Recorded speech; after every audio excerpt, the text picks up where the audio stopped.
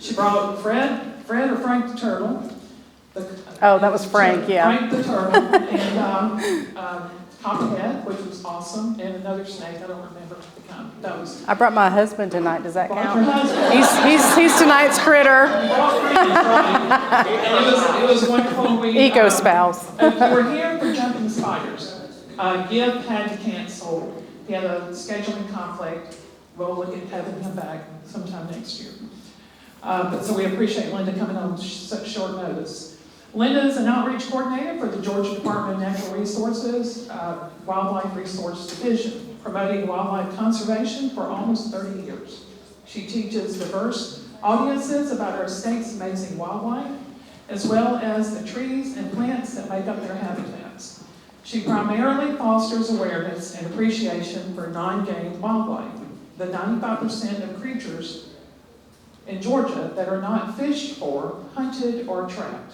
Wildlife like bats, frogs, turtles, snakes, and songbirds play important ecological roles and bring us all to life. Through environmental education, she empowers others to help conserve Georgia's rare species and keep common species common. Thank you, Linda, for being here. Thank you. This is a nice group. How many of you would consider yourself bird nerds already? Oh, we got some. So it'll be a little bit of preaching to the choir, but hopefully you'll still glean something from this presentation. I was not a bird nerd until probably, I don't know, my late 20s maybe. I went to UGA and studied wildlife management, and we just kind of covered all the critters.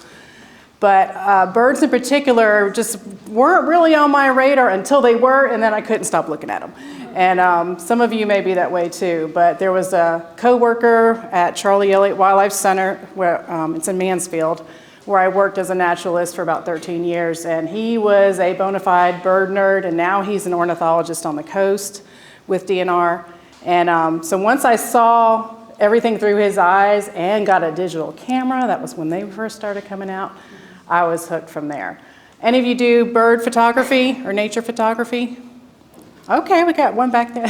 One back there. You're going to want to probably by the time this presentation's done. A lot of these pictures in this slideshow are ones that I've taken from my backyard, sometimes even just through the glass.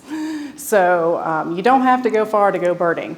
But before we get too deep into the technicalities of where to bird, how to bird, and by the way, when I say bird, I'm talking about bird watching, and shortened version of that is birding. That's kind of more the term that's used these days. But I want to just go into, or set the stage for the presentation of why do we even care about birds. Obviously, you guys are here, so you have some affinity for birds. But just to kind of get our minds in the right place. So one reason I think a lot of us like birds is just because they're beautiful. Same reason a lot of you like flowers. To me, they're like flying flowers. And anyone know what this species is? Yes, very good. So we're going to do a little bit of bird ID along the way. And what is he eating? Yeah, so eastern red cedar berries, right? So that's part of how they get their name. But they're just gorgeous. Now, do we have these here this time of year? Have anyone seen? I mean, we shouldn't, normally not, right? So that's going to be more of a winter, early spring bird. And that's one tip on how you can identify birds is what time of year that they're here. Is my microphone going in and out? Is it all right? Okay. From a more scientific standpoint, birds play lots of good roles in our ecosystems. Biologists call these ecosystem services. So in the top left, you've got a bluebird feeding mealworms to its young, but insects in general are big on the bird diet for a lot of species. And so the birds help keep the insect populations in check. And that's super helpful if you have, crops or something that you're trying to protect.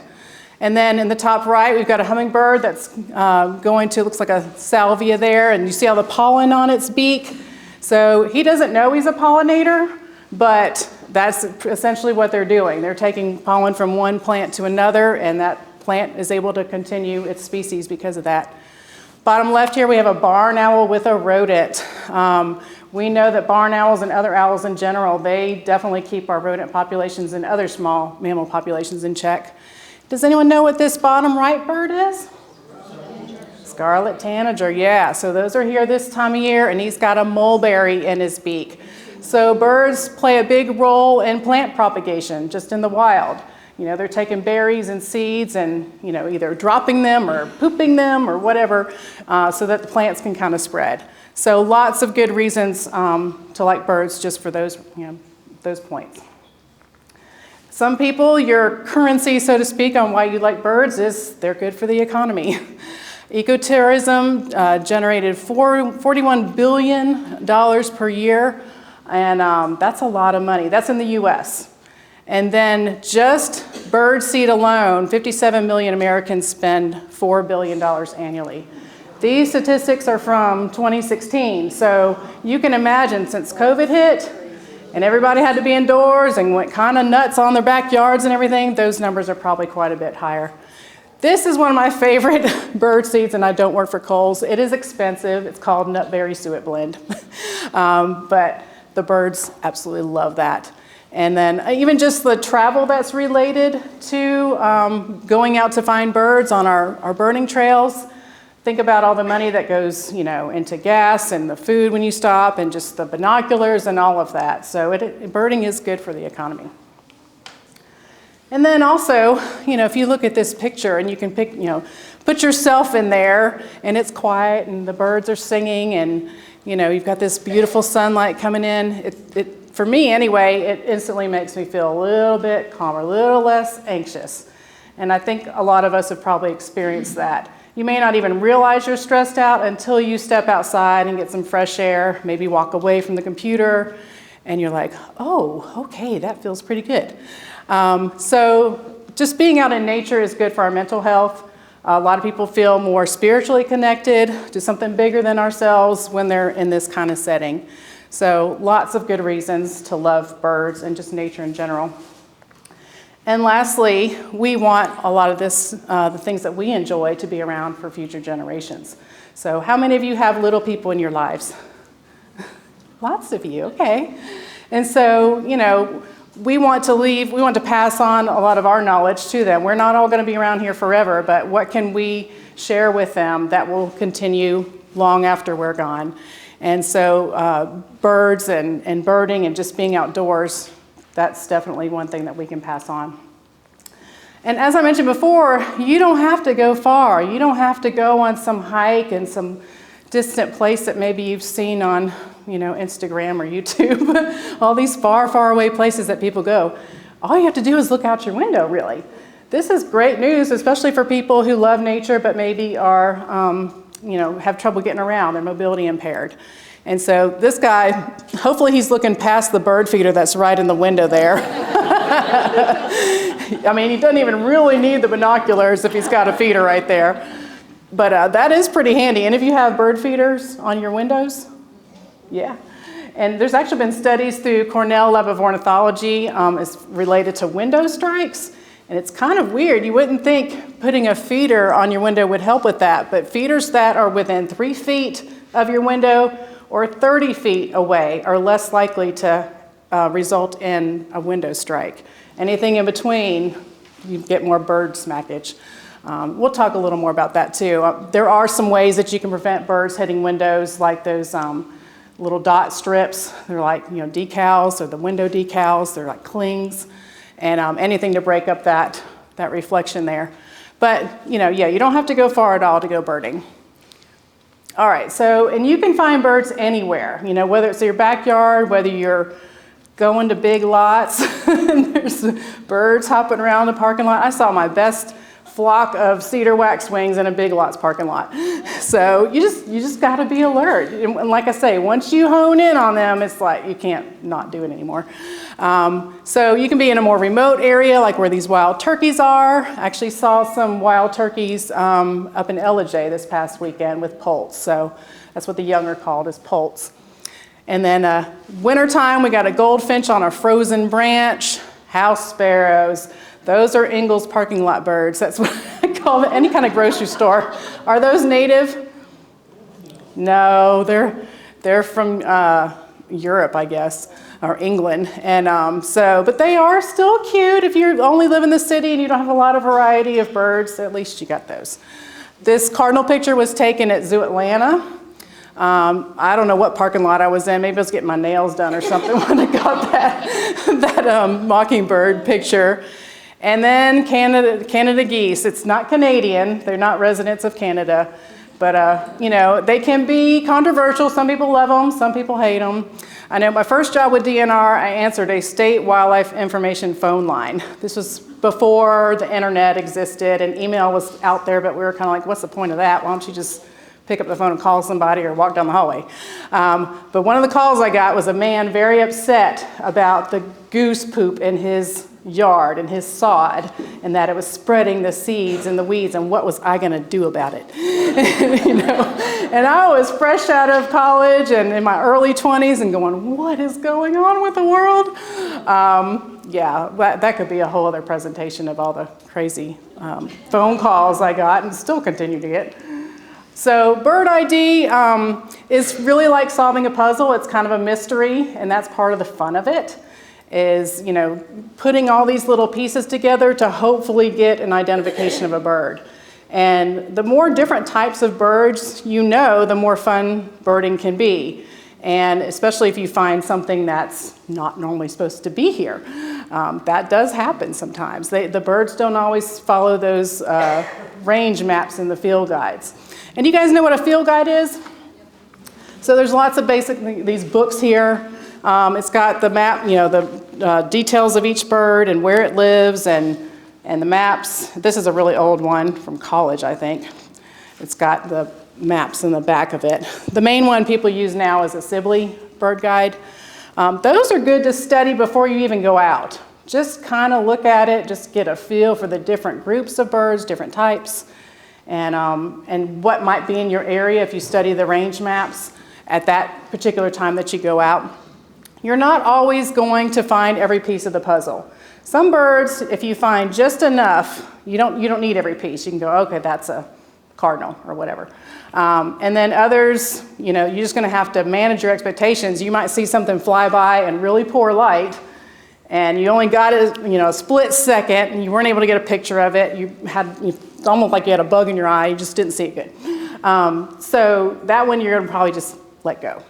That's just how it is. So even if you go on a bird walk or something, you have to manage your expectations.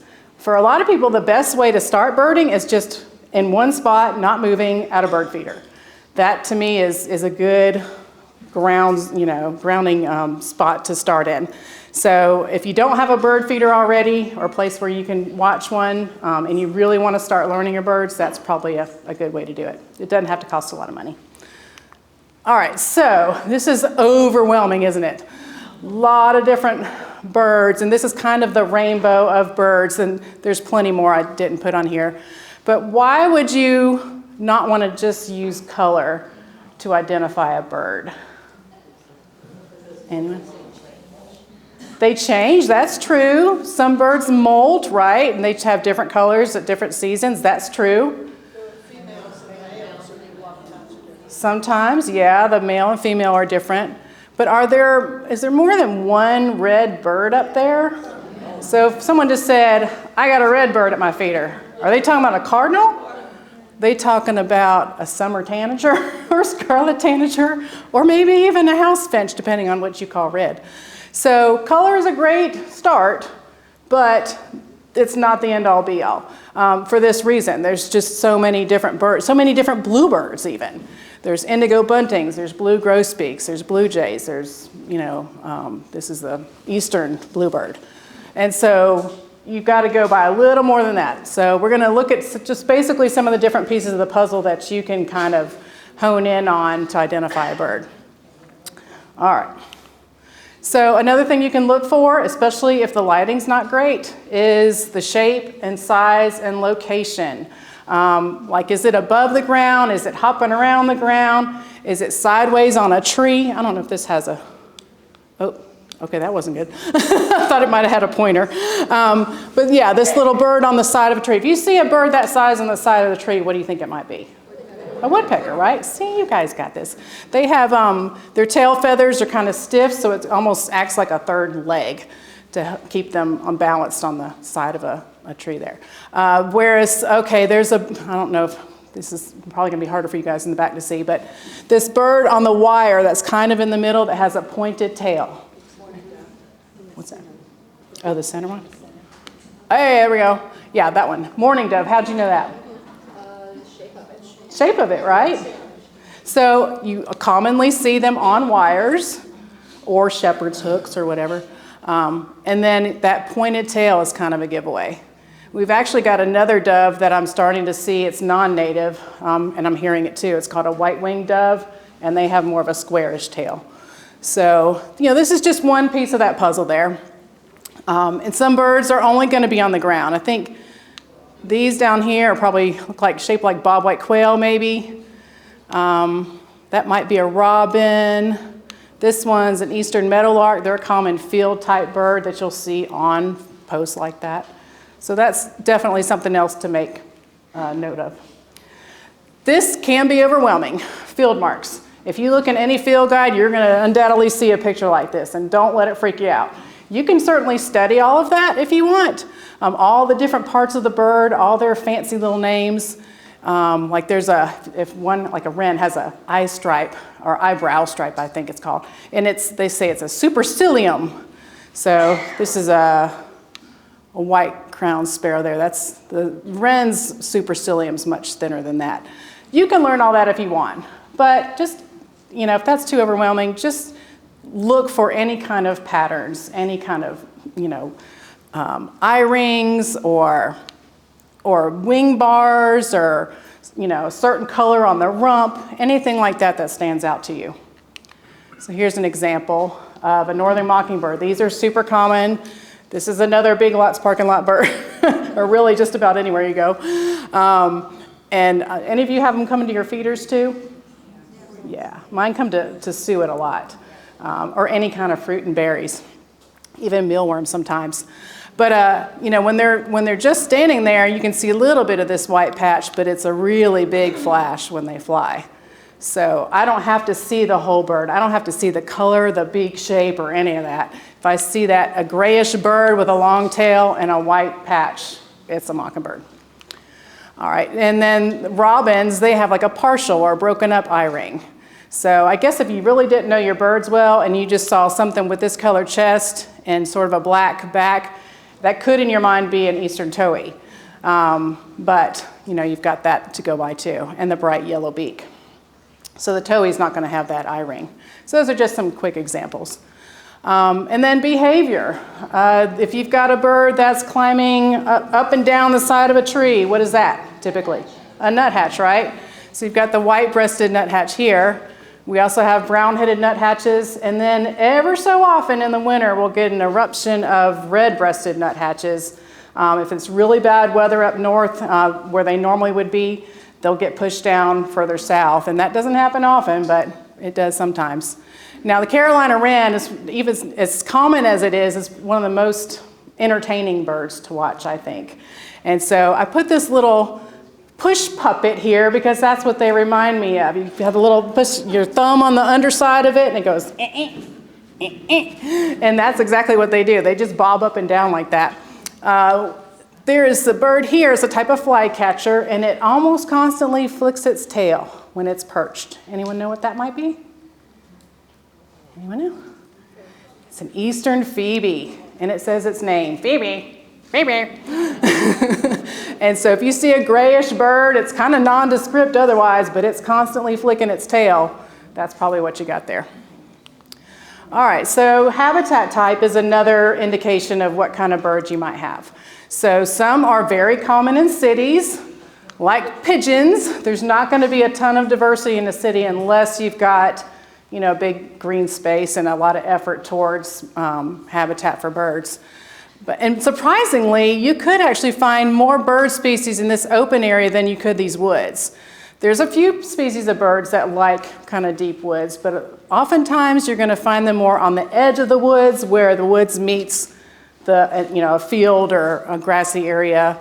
Lots of probably indigo buntings and blue grosbeaks in this field here. And then of course there's certain birds that frequent, you know, the water areas. In fact, larger birds like herons and egrets are good for beginners because they're so big. because you can just go to a body of water and almost always find them, and they move slow. So if you're trying to get a good look at a big bird that moves slow, just visit a pond locally. And then we have some birds that are here year-round, and others that are only here certain times of the year. Now, a resident bird here might be this one. Anyone know what this one is? Red-bellied, and this picture actually shows the red belly. Not much, but a lot of people say, why do they call it red belly? I never see red on its belly. Why don't they call it a redheaded? I'm like, well, they already got a redheaded. So yeah, I didn't name the birds. But yeah, so they're here year-round. If you have feeders out or even just a lot of insects in your yard this time of year, you're going to find these guys or hear them. And then, but you know, other places, when we have, say we have robins here year-round, but other places they may be considered migratory. So it depends on where you are as to whether a bird is a resident or a migrant. Like for example, we have bluebirds here year-round, but there's a certain portion of them that migrate. And so you'll see more of them here in the winter. Same thing with robins. But this bird, I don't know if you guys know what this one is, the one on the right here.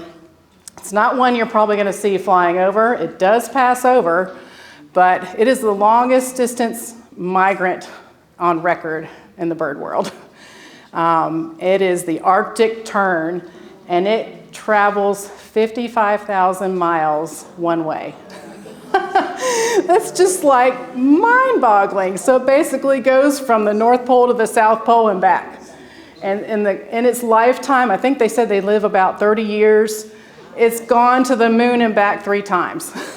I mean, it's just insane. And that's part of my fascination with birds. You start learning these things about some of the different species, and that little guy's just, you know, amazing, and he's just sitting out in your backyard. Sorry, this microphone's going in and out. Hope y'all can still hear me. But yeah, so it's just mind-boggling. Even a small bird that goes 20 miles to me is like fascinating. I mean, put you out there, just, you know, flap your wings long enough, see how far you get. Even just the phenomenon of flight is, you could study that and never be bored. So as far as migration goes, you know, we get a lot of birds that come from further south in the springtime. So this is an example of a range map, and you can find, well, I've actually got on your resources sheet here, this website called All About Birds. That is kind of my go-to bird encyclopedia online. It's through Cornell Lab of Ornithology. They do excellent work. They're very reliable in the information that they put out there. So this is a range map that I pulled from online with the wood thrush. To me, this is when you first hear it in the spring. It's like, oh, spring's really here. I hear the wood thrush. But they have come all the way from Central America up through Mexico and Texas. And so basically, range maps typically where it's blue, you think blue is a cool color. Where are they, or what time of year is that? Winter, right? The yellow is kind of, they're just passing through. That's the migration route. And then the warmer color, this kind of peachy color, is their summer range. And sometimes you'll hear wintering range and breeding range. So breeding range is going to be the warmer weather, you know, the summer range, because they're going to only nest in the winter. I mean, in the summer rather. So so this guy came up, you know, from this area, and they're here now. And then in the fall they'll do the reverse trek. And it's just mind-boggling that they're able to do that. So April, if you want to see a lot of different birds at one time, then go out in April. Kennesaw Mountain National Battlefield, or I think up in, what is that, like Woodstock area? They are renowned for having a lot of cool migratory birds come through. All right, so, and then we also get birds that spend the winter here, that spend the summer way further north. So you think of all of our birds going away in the winter, but we actually get some new ones in. Not as many as we do in the spring, but a dark-eyed junco is an example. It's a small sparrow with a light pinkish colored beak. Any of you ever see these in the winter? And so yeah, you'll find them at feeders, not so much on a feeder that's hanging, but if you have seed on the ground, because they're sparrows, they like to hop around on the ground and forage, then you'll probably get these guys. Millet usually is what they like. So you can see that right now, they're all the way up here in Canada. And where it's purple, what do you think that means? If you mix red and blue What color do you get? Purple, right? That means they're there in those areas year round. So that purple color.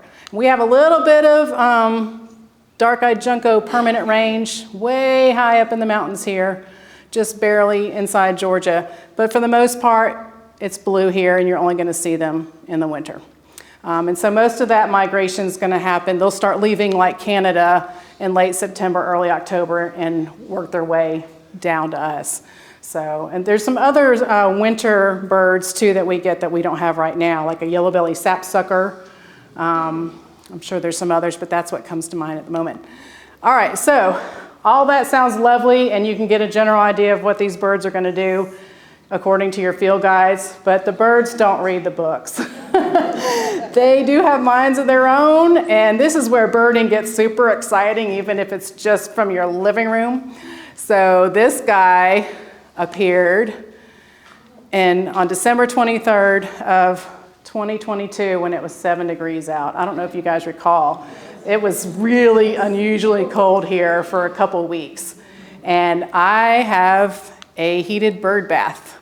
So even though it's 7 degrees, my water is still flowing. I've got a de-icer in it. Thanks to the hubby, he puts it in there every year, like clockwork. And you can buy bird baths that have that already worked into it. Of course, they're more expensive. But so everything else, all the water everywhere else in the neighborhood was frozen. And this guy fell out of the sky, and I fell to the floor when I saw him. I was afraid, first of all, I was going to scare him. You know, you walk by a window, you spook the bird, and I was like, whoa. And so when I took this picture, I was probably down on my hands and knees and just barely like trying to put my head above the windowsill to see it. So Baltimore orioles are not supposed to be here in the winter. This is where, according to the range map, they would be. Maybe a little bit into Florida. They do migrate through to go to their summer range. And even though this range map comes into the northern half of Georgia, range maps don't indicate abundance. There's really only a few records of Baltimore orioles nesting here in Georgia. And there's one actually in Macon at Central City Park, which is kind of weird and random. And I think the other one's further north. But this guy, for whatever reason, was here in December. And so normally, come September, October, he would already be working his way down here. But for whatever reasons we don't fully understand yet, he stopped in Griffin, Georgia. With social media, we're starting to see more and more of these incidences. And so the more records, the more people that, eyes on it, we can go kind of try and learn what in the world is going on here. So I was smitten, and I just became a Baltimore Oriole slave for the next several months. I was so worried he was going to come around, be gone in a few days. He stuck around like 4 months. And his friends came too. So one of the other things besides the heated bird bath that he came to was this suet log. A lot of people have suet logs, but they don't have perches, and that greatly limits what types of birds will come to your suet. This is a little pine warbler down here for reference. And there's the male oriole that showed up. And so I know one gentleman showed me your, what's it called? What's the bird feeder called that you have? Bird fly. And there's another one called Bird Buddy that has a camera built into it. I made my own version before those came out. I got, anyone ever use Blink cameras here? It's like a Wi-Fi camera. You just buy it on Amazon. And it's meant for security. Well, I'm filming orioles with it. There were no Oriole feeders to be found even in the specialty stores because they're not really supposed to be here, hardly ever. So I made a creme brulee dish work. Eventually I did get my feeder off Amazon. But if you don't have these little cameras, they're awesome. They just work off of lithium batteries. As long as you're within range of your Wi-Fi router, it'll, notify your phone when a bird comes to the feeder. And so I just wanted to make sure he was around and happy. And so you might be surprised what they liked. Let's see, grape jelly. So that first one was a female. And so he had some ladies that came to visit too. I think this first year he had 4 or 5 ladies. Why all of them were here already to come to my grape jelly, I don't even know. Another creme brulee dish. And that's a little mini picnic table that a friend of mine made to feed the chipmunks and squirrels, but anyway. Now you also may notice, let's see if it'll play it again. Hang on, let me see if I can get it to play again. There we go. All right, so that's the female. You'll notice the male has a band on his right leg. So being in the business I'm in, I know federally licensed bird banders. And so I had a guy come out and banded him, and he is dubbed Julius. We named him Julius. I'm an 80s mall rat, so Orange Julius. But anyway, so I didn't know if he was going to come back or not the next year. This guy stuck around, and his friend stuck around till late March in 2023. And then October 4th of, 2023, he came back around. I mean, we don't know for sure if it was Julius because we weren't able to recapture him and actually read the number off the band. But how rare is it to get an Oriole, first of all, and then for it to be banded? It almost has to be him. So all in all, we had more Orioles the second year from 2023 to 2024 that winter. I think we estimate about 10 of them, and we've been able to band 6 of them so far. So you just never know what you're going to find looking out your window, I guess is the whole point of this story. But this is a second male that showed up. Julius was not happy. He thought he had all the ladies to himself, and he's like, what's going on? And a female, and that's another picture of the female. But it's been really, really fun to watch them, and I hope they come back. But keep an eye out for Orioles. So you might see this one. I almost swear I've seen that one before I ever saw this one and just didn't know what it was. It's kind of this nondescript bird in passing. They have this really sharp beak, though. They're closely related to red-winged blackbirds. So really, really beautiful bird. All right, something else. I don't know if you guys have used this already. Are any of you familiar with the Merlin app? Oh, yeah. That's good stuff there, right? So for those of you who don't know what Merlin is, it's an app through Cornell Lab of Ornithology that you can download for free on your phone. It does take up a little bit of space, so just keep that in mind. But it is free, and you can identify birds not only by a picture that you have, but more importantly to me is by their sounds. And knowing your bird songs and calls is one of the most important ways to go birding. I know that sounds weird. You just want to be able to see the bird and look at it and go, eh, so whatever. But you're usually going to hear them before you see them. And so if you don't know your bird calls well, this is a good way to get started. You basically just download the app and then follow the prompts to start a recording. And so you can just put the phone down right outside your porch, and whatever's around it'll pick up. And so here's a yellow-throated warbler. And when the bird calls, it'll appear on this list. And it'll have a whole list going of all these different species that it's picking up. And every time that same bird, that same species calls again, it'll highlight it. So you just got to watch your phone, and listen, and then all of a sudden, you'll start to learn them. This is not 100%. It's all AI, operated.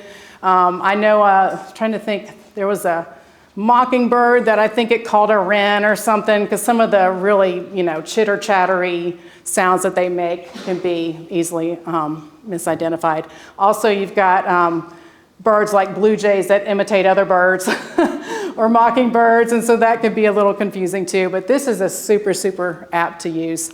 And I thought, just for kicks, we'll try and do a little bit of sound ID tonight, and I'm not going to go through a ton of different birds, but just some common backyard birds. And this is really how I learned my birds, was having a feeder outside my bedroom window. It'd be like a Saturday morning, worked hard all week, don't want to get out of bed, so I'm just going to lay there and I listen to the birds. And then I have to, sit up and go, what's that one out there, and look out the window. And after a while, I didn't have to look up anymore. I was like, oh, that's a house finch, or whatever, So we're just going to do a few. Let me pull my playlist up. I have crazy things on my iTunes library, and if I ever put it on shuffle and someone who doesn't know me well is around, they're like, what's going on there? All right, so let's play the cardinal. Oh, hold on, I gotta make sure this is connected. I thought it was. Let's try this again. Hang tight. All right. Bluetooth. Hey, that was. Okay. Hopefully this will connect here in a second. That was our scheduled break, and we just didn't know it. All right. If it doesn't play right away, then I'll just blare my phone best I can. Northern Cardinal. No. Here, Eco Spouse, you want to try and figure it out?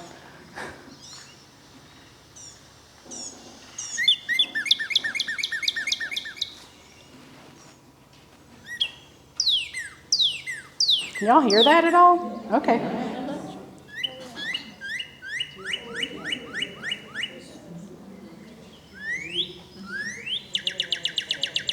I don't know why it's not playing. Says it quit, so I'm gonna work on it. All right, hear that peep sounding? That's their call. That's like two nickels tapping together is how I remember that. I'm sorry my audio's not working great. I'm not sure why. This is all the same cardinal, by the way. So as common as cardinals are, they make a lot of different sounds. And sometimes you can't identify a bird by its sound just by listening to one type of sound. You have to listen for a while and hear a whole strand of things. But purdy, purdy, purdy, purdy, purdy, that's one of them. You may have heard what sounded like laser beams in there. So if you think you're being shot at, you're not. That's the wrong one. Oh, that's a good idea. I think I got it. It should be. Oh, you got it now? Mm-hmm. Okay. All right, let's see. Northern Cardinal. Hey, it's working now.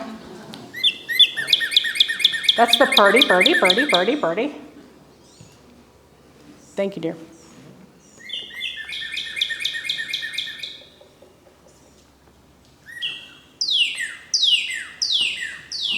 That's totally different. Yeah, it's all the same cardinal. I think the laser beam's coming up.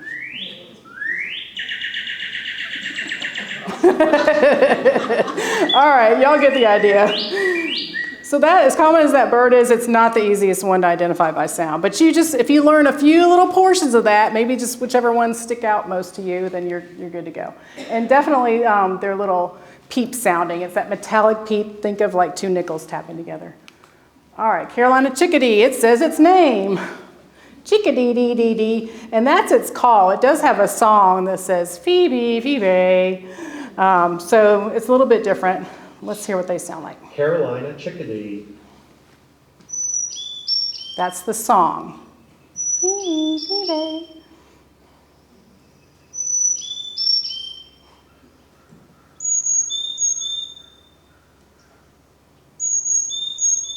You'll hear the call here in a second.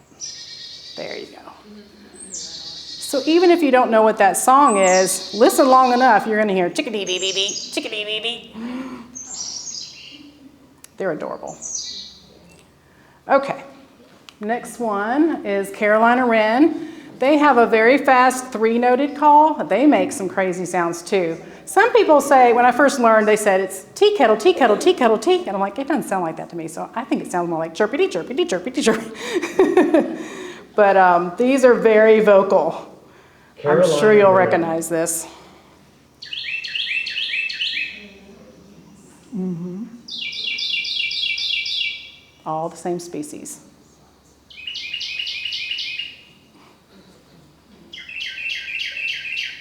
Kind of a three-noted thing. Even though they're a little different. That's a whole other sound. I know y'all have heard that.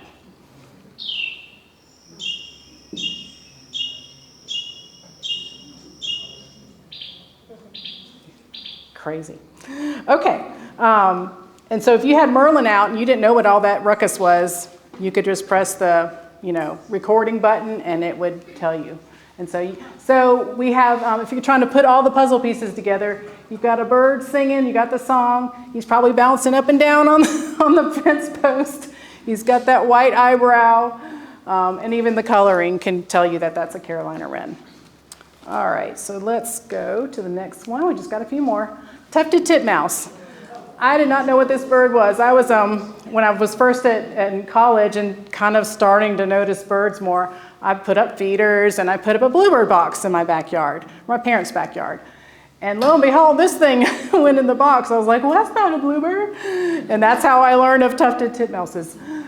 So they have, gray bird with a nice little cute crest. And they say, Peter, Peter, Peter, Peter. Tufted titmouse. Peter, Peter, Peter, Peter. Now, when they get upset, they make other sounds. You'll probably hear that in here in a minute.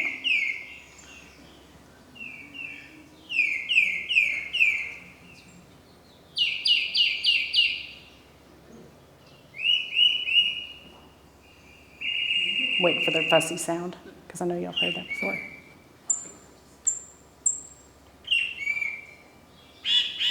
There you go. Got too close, or someone stole my peanut or whatever. They love peanuts, by the way. All right, we got just one more. And these are all resident birds. I mean, you could really blow some time on learning all of these. It's kind of like learning a foreign language. You can get overwhelmed if you don't just do a few things at the time. Just like if you're learning Spanish, you're going to learn buenos dias.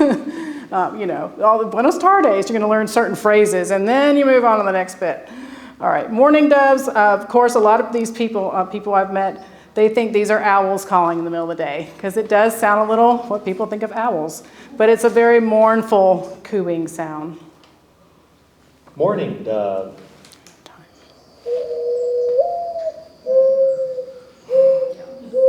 Y'all have certainly heard that, right? They just sound sad.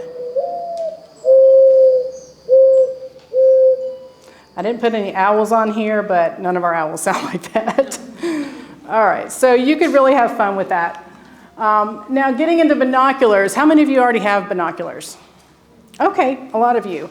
You don't have to break the bank getting binoculars, but you do want some that are decent. If you get itty-bitty little plastic ones that don't magnify very far and don't let a lot of light in, you're not going to be able to see much.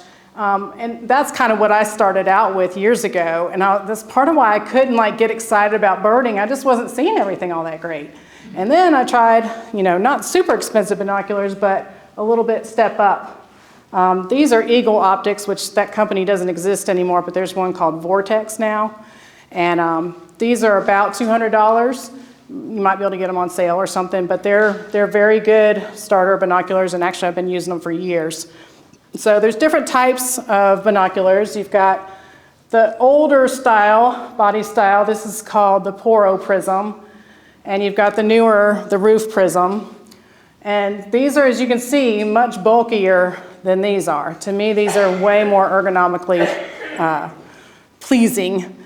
And the only advantage maybe to this, sometimes they let a little more light in, but it's not enough to me to make a difference. So I prefer this type. So those are the two different kinds. And you just need to feel both, if you go to a store or something, if you can, if you're not ordering on Amazon, and just, see what feels best for you. And then you pretty much just have to set it up for your face and your eyes. And so I'll show you how to do that in just a second. What do the numbers mean? You're going to see when you're looking at binoculars, one number and then a second number, 8 by 42. And that's what these are. Anything that's 8 magnification, that's what that number is. 7 or 8 magnification is good for birding. The 42 is the millimeters of the objective lens, this part right here. The larger that number is, the more light you're going to let in.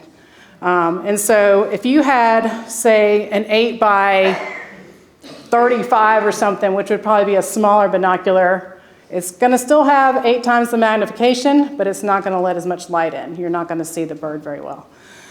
So typically, if you divide the bigger number by the smaller number, you want to get a value around 5. And that's good for good magnification and still letting plenty of light in and not being overly huge and bulky.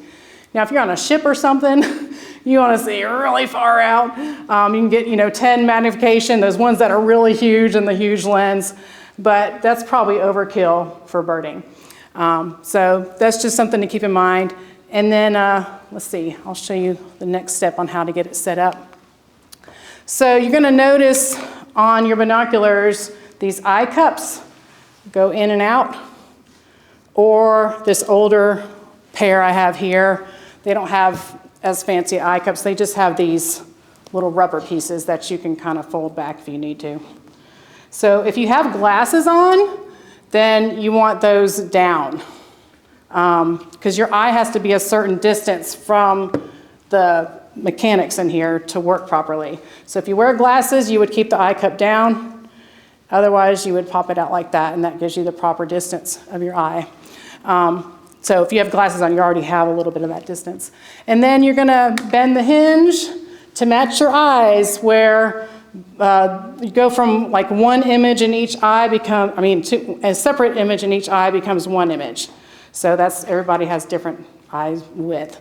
And just see what feels comfortable. Hello back there. The guy's taking a picture of me. So that seems simple enough. It's basically like two mini telescopes put together, two barrels. All right, and then this is getting a little more complicated, but not everyone's eyes are the same, vision-wise. So if you have correction already, you've got contacts, you've got glasses, then your eyes are probably pretty evened out. They see about the same. But if you don't, then maybe your right eye and your left eye are a little bit different from each other. So there's a way to make up for that. This little piece here, up there, it's got the little grid ticker lines on it. That's called a diopter. And so basically, you're trying to get both eyes to see the same focus, same level of focus. So what you would do is close one eye, close your right eye, and then use the focus wheel in the middle here to make sure your left eye can see well.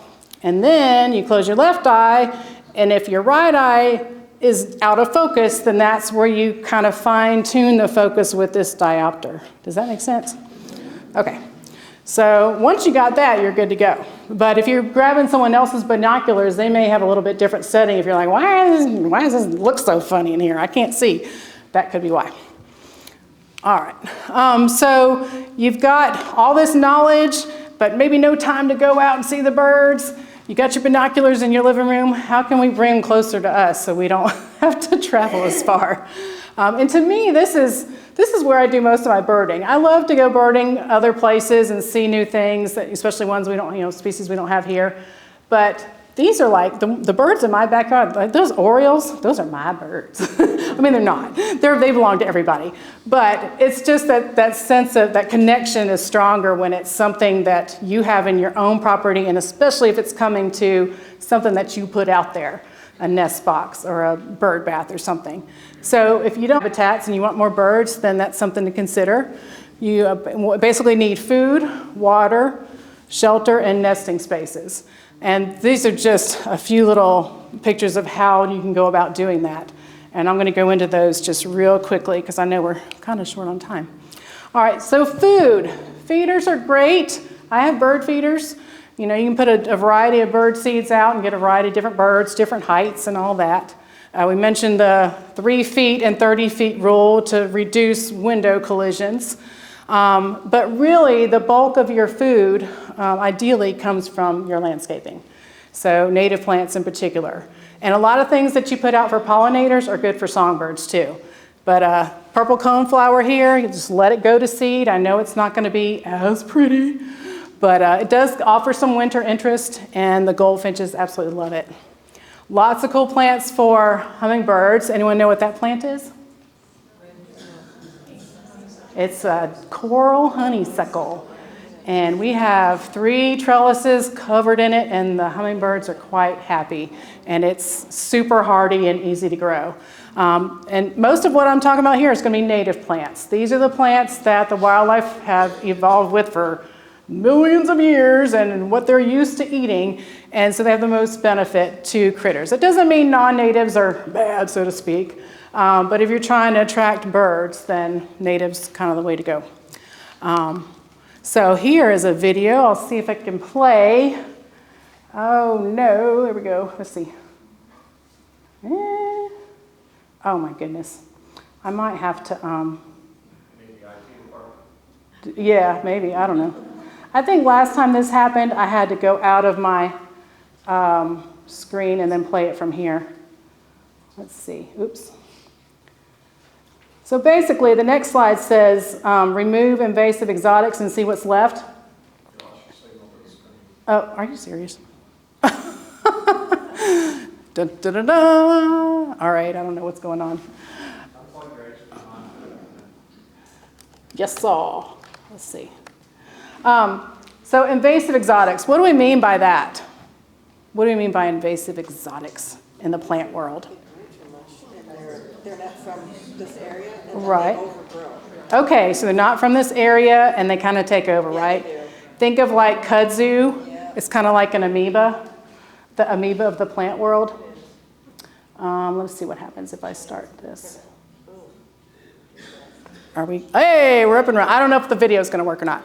But yeah, there's if you go online, do a search on Georgia invasive exotics or non-native plants, you'll see that some just don't behave as well here. Maybe in their country of origin, they have all the proper checks and balances and they don't get out of control. But when you insert something that's not from here into our ecosystem, everything else doesn't know what to do with that. Like you're supposed to have, I think, a talk on Joro spiders today. Do y'all have those here yet? Oh, we haven't had them in our yard yet, and I'm going to be really upset if we get them. But yeah, that's an example of a critter that's not from here and is starting to reproduce exponentially. And then you hear people talking about, oh, where are my garden spiders? I don't see them anymore. So the problem with those is they decrease biodiversity. And biodiversity, the variety of things in nature, that's what keeps the ecosystem engines going.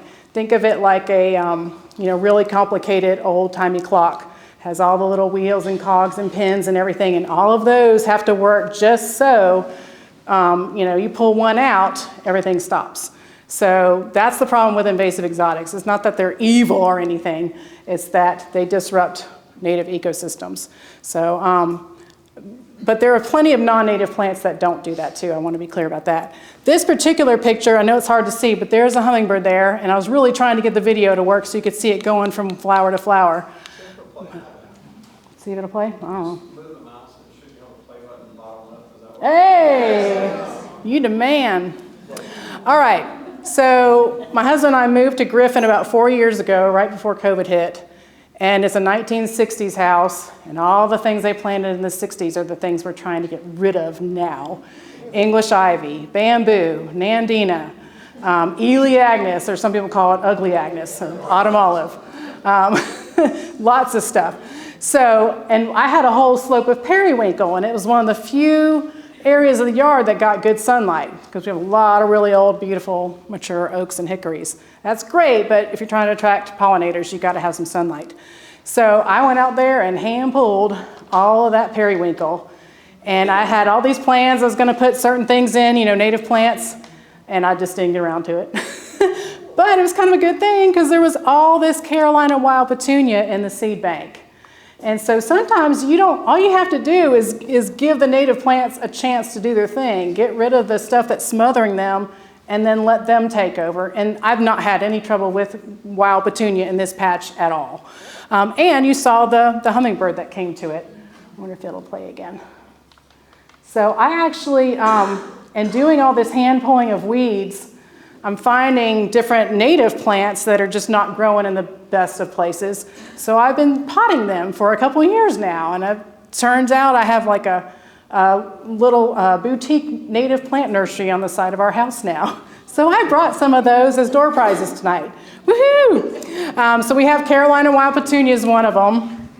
And it's a great plant for slopes in particular, really deep roots, and it pretty much stays like this and blooms on and off, like intermittently all summer long.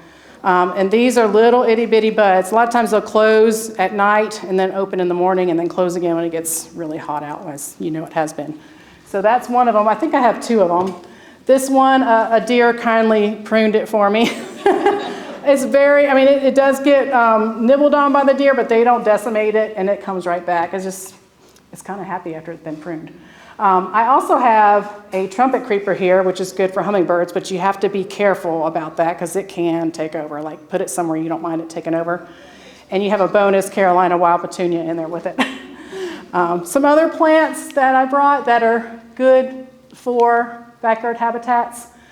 Foxglove beard tongue, Penstemon digitalis. It's already done its glorious thing, but you can see the hummingbird. This was just right outside our sunroom window.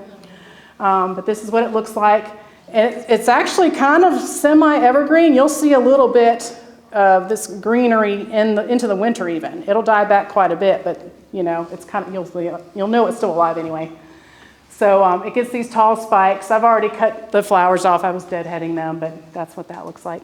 Oop, my microphone's going again. One in the middle, rattlesnake master.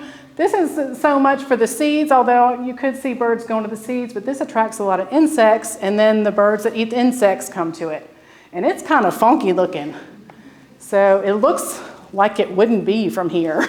It's kind of deserty looking, sort of yucca filamentosa looking, but I think it's really groovy.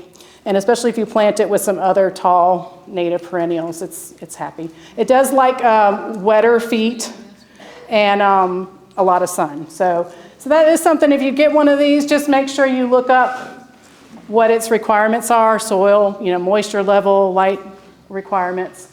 But all of these are my backyard and doing very well. Blue mist flower, I think, is the plant of the year through the Georgia Native Plant Society. This is a fall bloomer, and that reminds me to say, try and get things that bloom at different times of the year so you have a little bit of something going on for all the critters throughout the year. That's an earlier, more of a spring bloomer. This rattlesnake master is doing its thing now. The blue mist flower will come in the fall. It's a really good source for pollinators, especially as the monarchs are coming south. So it doesn't look like much now, but it'll get those beautiful lavender flowers in the fall. And I got a couple other things here I don't think I have pictures of. I've got an American persimmon tree. So it's little, but it's little but mighty. It will do its thing. I think, yeah, those are all the plants that I brought. So that can get you started. If you don't have any native plants, you'll have one now, hopefully.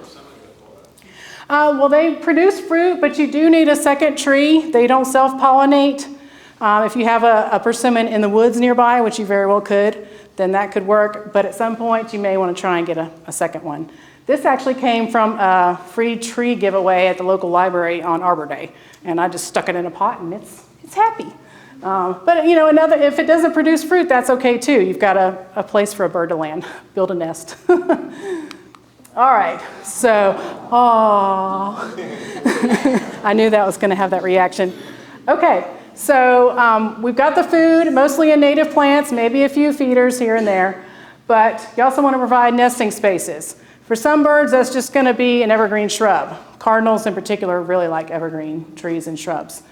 We have them in our holly shrub every year, nesting. But for a lot of other birds that would normally nest in a hollowed out tree, they're gonna need either a hollowed out tree, which aren't many of those around houses because they could fall and smack your house, or a nest box. And a lot of us typically think of bluebird boxes. That's, if anyone's got a nest box, it's probably a bluebird box. And those are great. I love my bluebirds and my tufted titmouses that go in them, and sometimes the chickadees and the wrens. Those are all cavity nesting birds. But think outside the box, think outside the nest box. And you could get something like this coming. So part of what sold me on the house when my husband first showed me is the homeowner was there and she showed a picture on her phone of little floops, not these particular ones, but I'm a barred owl freak. I worked with them, used them in programming a lot when I was a naturalist at Charlie Elliott Wildlife Center, and just having them around just makes me happy. I also used to be a licensed rehabber, and I've raised and released a lot of barred owls. So that kind of sealed the deal. I didn't need to see the rest of the house. I didn't need to see the yard. I was like, you got barred owls here. Okay, let's move in. So I never tried a barred owl nest box before, but I was like, we're going to put one in there. And I watched where they flew in the canopy, the tree canopy. I was like, I'll make it where they just run into it. They can't miss it. So that meant putting it 40 feet up. Like if you look on Cornell Lab of Ornithology's website, I think I have it listed here under bird-related hobbies. It's under woodworking.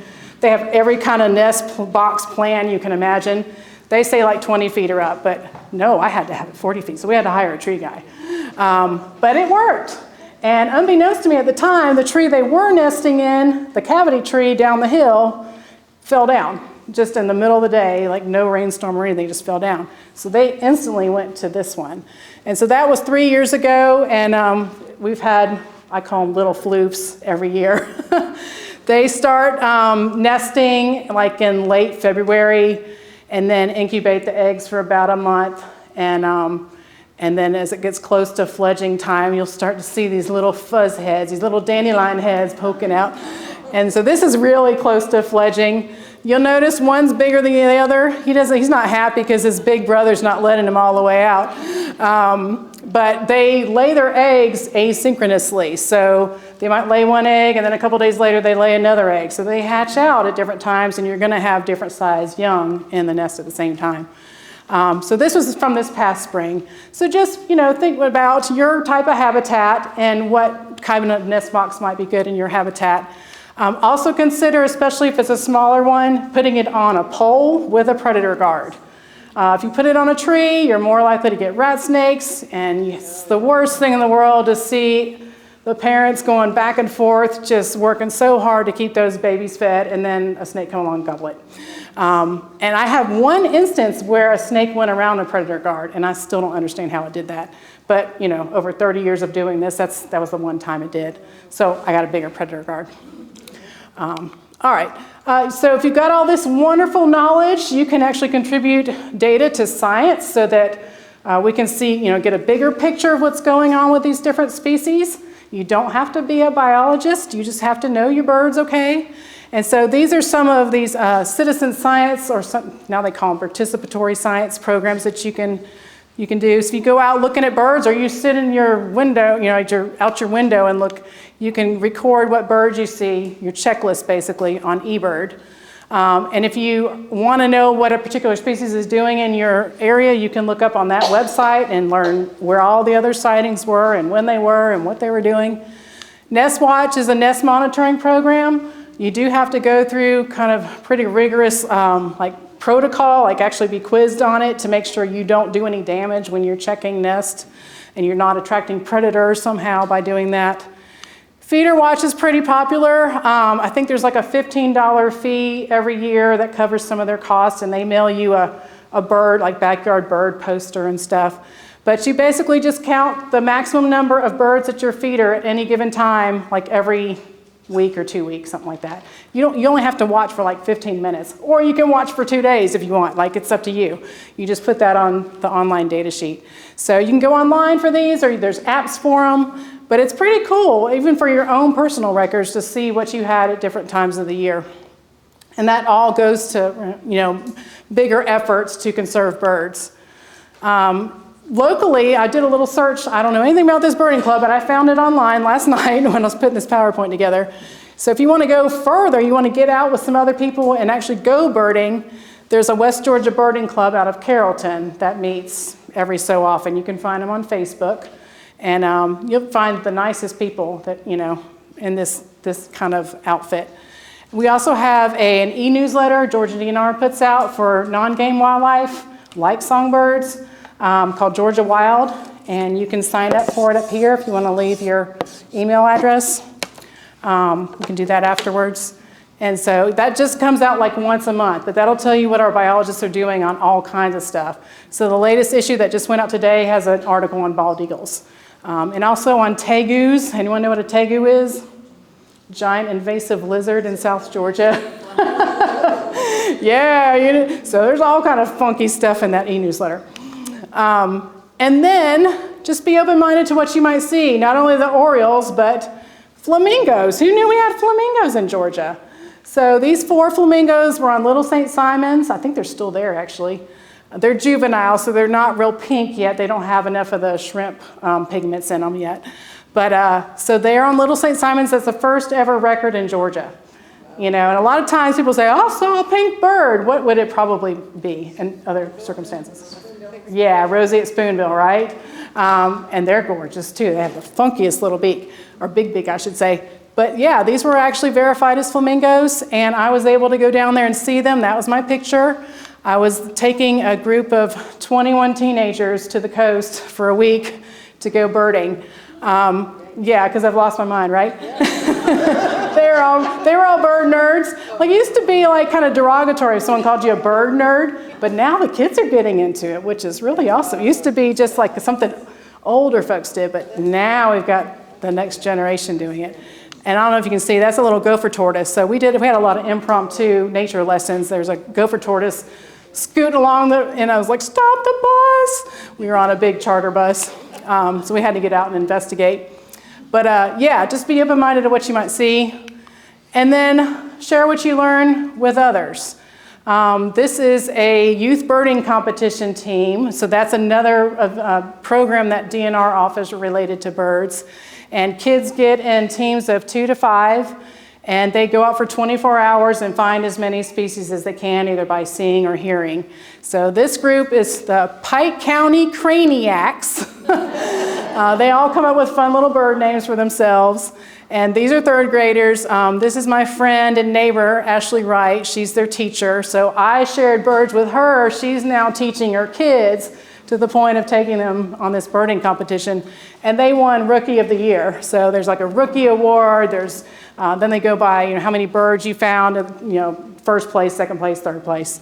And everybody gets prizes. So it's a good time. So if you learned your birds well enough, or even not so well, you just want to teach some kids, they can participate. This is not hardcore. This is just to get kids outside, and the adults for that matter, learning about birds. And there again, birds can be quite a gateway to other things in nature. You're going to go birding, you're going to see other stuff. You may not see a gopher tortoise unless you're in South Georgia, but you might see a box turtle or a snake or something else cool. And so it just keeps opening your mind, that curiosity keeps going, well, what's that? What's that? What's that doing here? And it's just fun, So thank you so much for your time. Feel free to contact me if you have any questions. I'll stick around a little bit later, but any immediate questions right now? Japanese beetles. Are the cardinals eating them? I see the cardinals going into the crepe myrtles. They might. And I'm wondering if they're going after the Japanese beetles. They might. You think of cardinals as eating seeds, but they feed their young insects. Especially, they need that protein when they're little, but I don't know that they're eating them enough to control them. So we have some on our swamp rose mallow, and I just go out there with a bucket. They say you can put a little soapy water in it. I'll just put water in it. I don't even need the soap.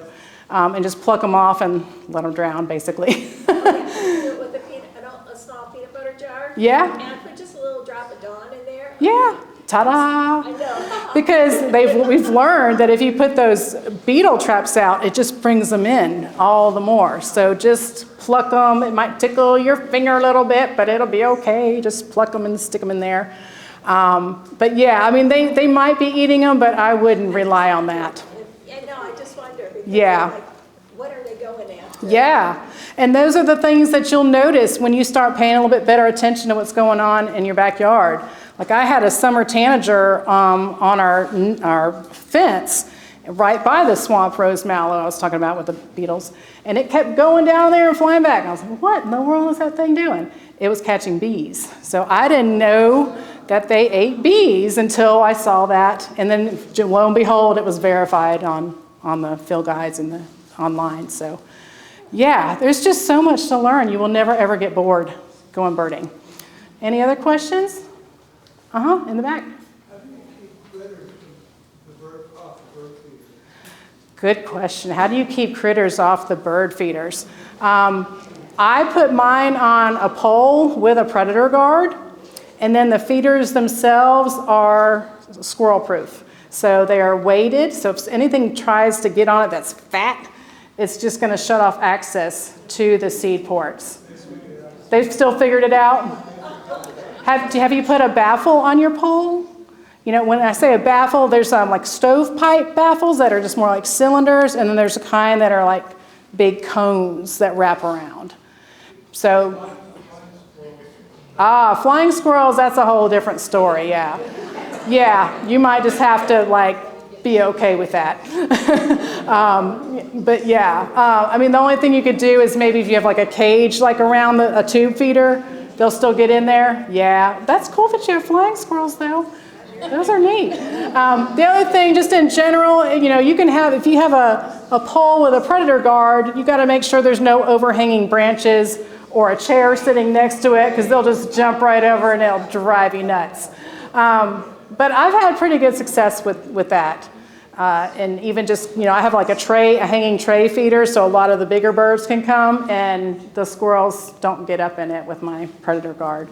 So I don't know. I have to think on that. You have a solution? I have a solution. We got, at Lowe's, they sell the metal cylinder, for ductwork and stuff. And you Oh, can okay. cut that Flashing. And it's pretty much up to, we also have a baffle, but they can't get around, even the raccoons can't get their arms and stuff around it to go up the pole. Okay, so just flashing. It'd be like roofing tin, I guess. Well, it's in a cylinder. A cylinder. And it hooks together. It's in the plumbing or In the plumbing department? department. Okay. Yeah. Yeah, And that's that way great. They can't get their arms, and even the raccoons can't climb. Right. So now all the birds are there, and the squirrels are down at the bottom waiting for them to drop, except Yeah. the birds. So physically excluding them, I don't know how that would work for flying squirrels if they're doing Well, not flying squirrels. their descent. But that may be worth trying. Go to Ollie's, get a container of cayenne pepper for $2. Ah. Put that in with your bird seed. All the mammalians will stay away from it. Yes, that's a great point. Thank you for bringing that up. And there's bird seed that's sold with the cayenne pepper in it already, but it's really expensive. So if you mix your own, it's definitely cheaper. How do you attract your owls? How do you attract the owls? For the owls, that was largely, they were already there. I mean, it was the good habitat for them. Barred owls aren't super particular. I mean, we've got barred owls in Atlanta that have been in the news for dive bombing joggers near a nest. But we have kind of what's considered a bottomland hardwood habitat. We've got a creek at the bottom, and that's like perfect for barred owls. So, some of it is just you have to work with what's there already. If you don't have that kind of habitat, maybe you've got something more pine woods or something, then you could put up a box for a screech owl instead, because that'd be more to their liking. So if you have a big field, you could put up a barn owl box. So it just depends on what you got. You can't completely change your habitat to invite them in, but just, depending on your habitat type, you can attract one of them at least. Mm-hmm. Yeah, good? All right, I'll be around afterwards if you guys have any further questions. Thank you for your time. Yeah. We've been running a bird program like this for a couple of years. Oh, wow. I appreciate it. That was probably the most thorough we've had. Thank you. Thank you. I'll have to so thank much. Giff for bugging out. Giff is a really excellent birder, too. He's way better than I am.